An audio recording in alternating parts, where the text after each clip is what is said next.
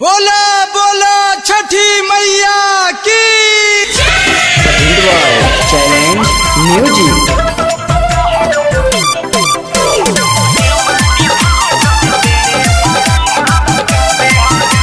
Music by Mantu मनी।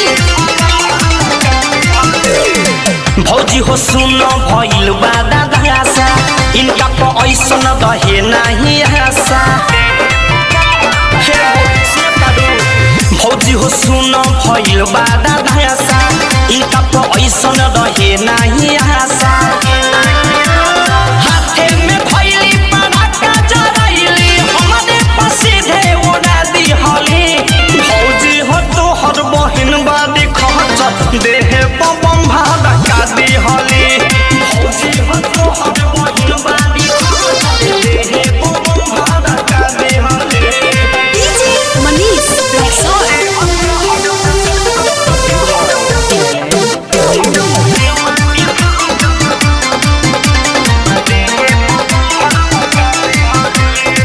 खादा रही हम नया नया पेनी अपन पारा का सादा नहीं के देनी। सिहरे बदनिया बारा पर पराता फौजी हो या चरा से हक दहना बेनी।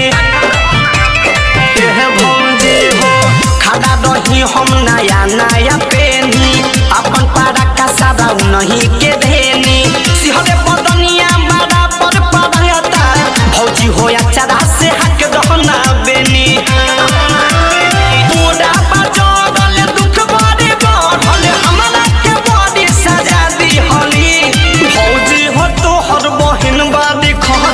देह बम भाड़ा का दी हली। भौजी हो तोहर बहिन बाड़ी देह बम भाड़ा का दी हली। डीजे मनीष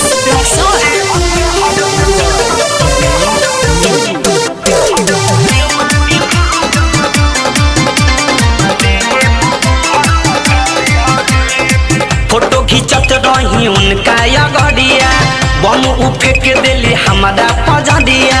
देख के बाद उ हंसत रहली भौजी हो चल के वो बाड़ी ना बढ़िया। फोटो खींचत रही उनका अगड़िया बम उठे के दिली हमारा पजदिया। देख के बाद उ हंसत रहली भौजी हो चल के वो बाड़ी ना बढ़िया।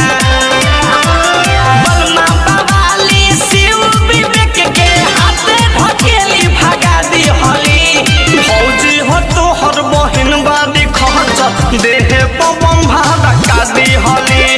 भौजी हो तोहर बहिन बाड़ी देह बम भाड़ा का दी हली।